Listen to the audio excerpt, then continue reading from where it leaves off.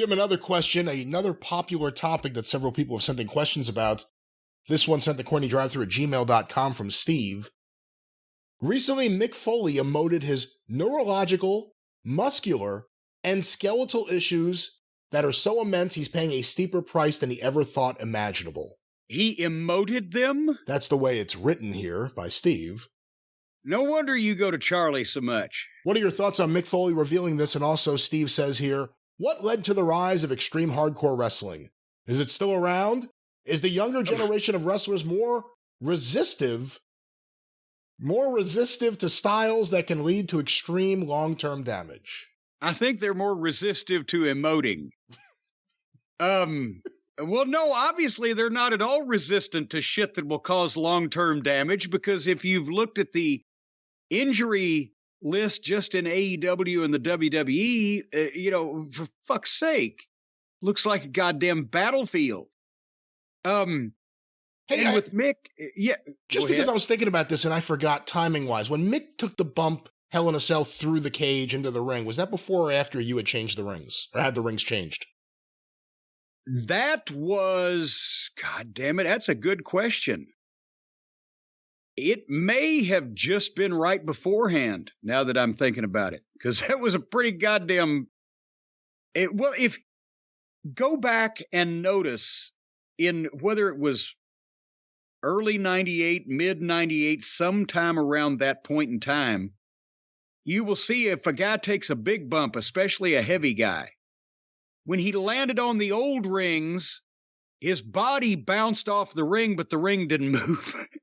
And then with the new ring, you saw some give in the mat that still exists there today. Not as much as a good old-fashioned Southern suspension ring. They still had to monkey with it, but there's some. So on a lot of those, the old Hulk Hogan rings from the early 80s and before especially, you'll see guys land and their body bounces, but it's like they hit concrete. And then, after the change, the ring was giving somewhat, but I can't remember, to be honest, whether it was before or after that Hell in a Cell match. At that point, a little give wouldn't have made a goddamn big bunch of difference anyway.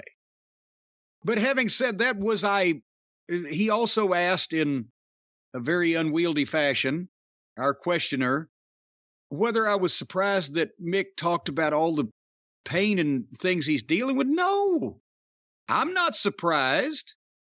I would be surprised if he said, I'm fucking playing tennis every day and turning cartwheels, and I'm, on the trampoline doing gymnastics and feeling great.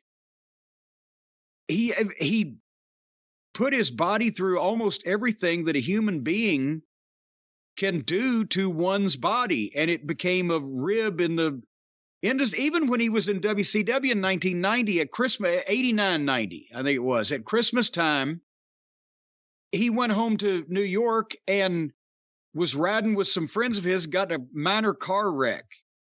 And he was banged up and I think he either called me, he said he had to take a day or two off. He'd rejoin at TV or something like that, but it wasn't a huge thing. But as soon as he was back in the locker room and Arn Anderson saw him, he said, well, I heard you got hurt in a car wreck. What'd you do? Run off the rim of the Grand Canyon?